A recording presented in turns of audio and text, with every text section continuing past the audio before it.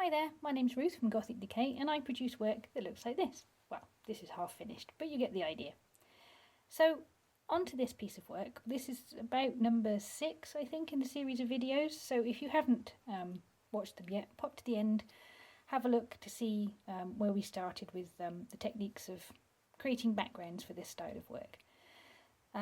So today I thought I would like to fill in this section with some French knots. If I can find my original photograph, you can see that all the steps are covered in this sort of lovely bits of rock and texture and things. So we're going to go with that with French knots and bullion knots and maybe some other bits of stitching, but I shall show you how to do those today. So I've got some threads out for you here. These are just normal stranded cottons, just whatever you have available. I would tend to use multiple colours in the needle if you can, because it just, well, a pebble isn't a pebble colour all the way around, it's all kinds of different colours. But if you don't have stranded cottons, you could use sewing threads, anything you want really, little bits of textured. This is crochet cotton, is it? Something, I can't remember, something or other. What I wouldn't recommend is something like that, which is just shiny, because pebbles aren't really, rubble doesn't tend to be that sort of shiny. So just something, stranded cotton, absolutely fine. Another thing to remember is that the pebbles, I say pebbles, rubble in the distance is going to be much smaller than you can see in the foreground here.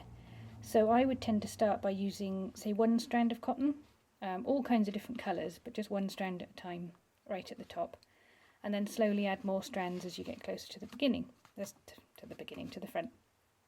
So round about here I'd be on sort of 2 strands, but mix it all up. It means there'd be some small bits of rubble, some big bits all in amongst it. But again, try to use different colours in the needle if you can.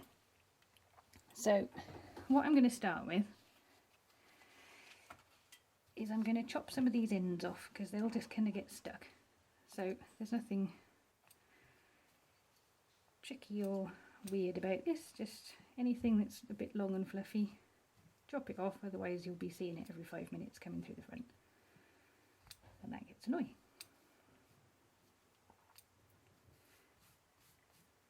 Doesn't have to be everyone, and I'm sure some will pop up in the future, but that's fine. So I've got 2 strands in here of a kind of dark grey and a mid grey,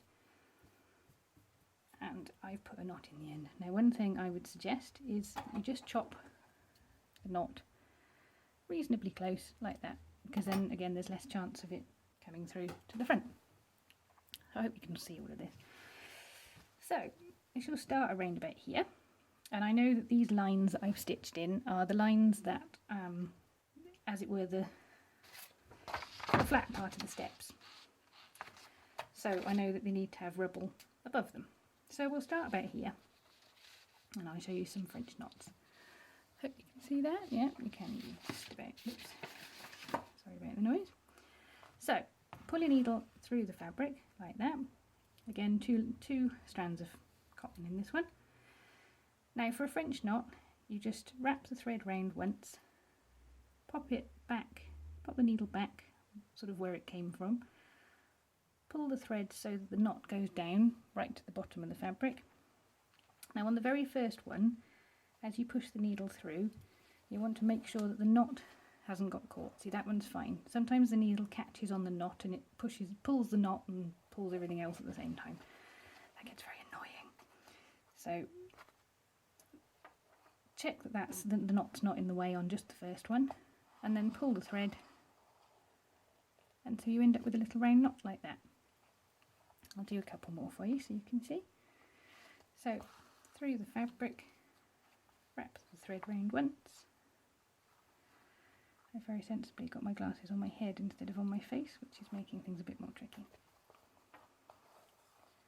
There we go. Now you can, if you want to, you're still using the same number of threads in the needle, just wrap it round twice, maybe 3 times. This can be a bit more tricky, so if you're new to French knots, try just with a few to start with. Make sure that it wiggles right down to the bottom again like that. Give it a pull and you'll see that that middle one is bigger than the others. You can see that properly. There we go. So just keep adding more and more little French knots. Do one more final one for you, just because the angles are all different, and I'm trying to make sure that you can actually see what you're doing and that I can see what I'm doing, because as I say, I don't have my glasses on. There we go.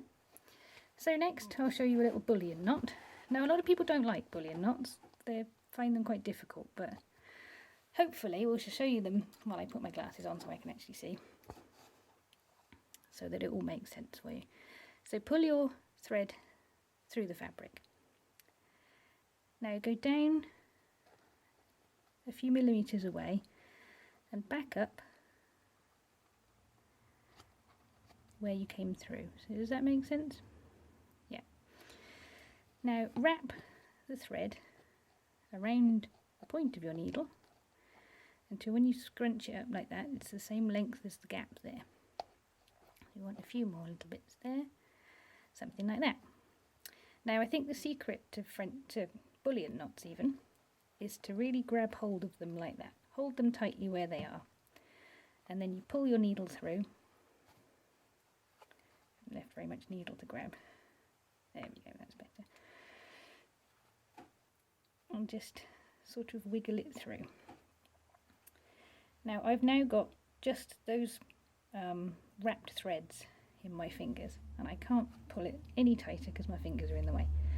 So I let go, and I'll show you that, like that. So they're all wrapped round over here. Pull the thread back this way, and then we do the very technical thing that's called wiggling it a bit. So try and hold them roughly where they should be and pull this one at the same time. And sort of wiggle between the two of them until the knot lies nice and flat. Get that out of the way. Like that. Then you put your needle through at the end of the knot, and you've got a bullion knot. Whoops. There we go. No, I wouldn't say that they were very tricky to do, but a lot of people don't like them. So I think the key is grabbing hold of the thread that's wound around. So through there, like that. Windy, windy, windy, windy, windy.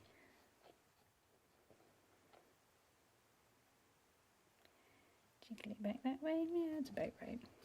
Now you can change the length of these as well. So you can put loads and loads and loads of spirals round, and then they kind of come up like little caterpillars that are disappearing into the work. I'll show you one of those in a minute. So again, grab, hold them onto the needle like that, pull the needle through until you can't keep hold of them anymore because your fingers are in the way. Pull the thread over to this side, and then the technical wiggling bit. Pull one bit, wiggle the other bit, till eventually you've got your bullion knot. Put thread back through there, like that, and there we go. That's bullion knots and French knots. So by the miracle of the internet, next time you see this, this will all be finished.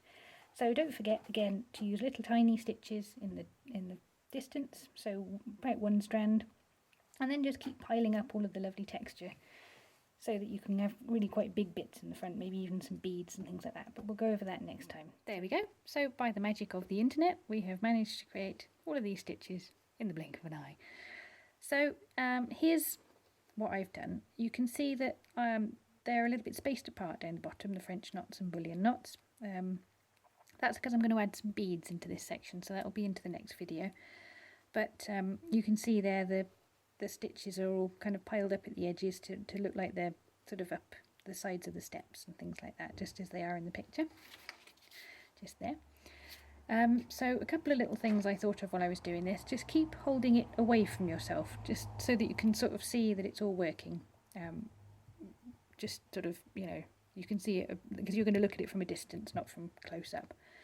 In the rubbly bits at the bottom, do use colours from the walls, because that's where the ceiling, wherever the rubble has come from. See, these are a little bit grey over here.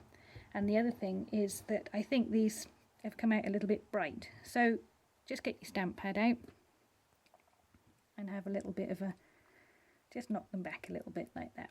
There you go. You could even add in a little bit of brown if you wanted to, just to again count for the colours from the walls and things.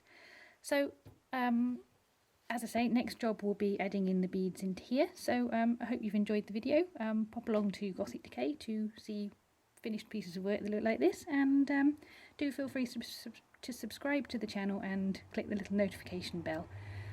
So next video will be all about making beads on the, well, putting beads onto the bottom of this. So thank you for watching. Bye bye.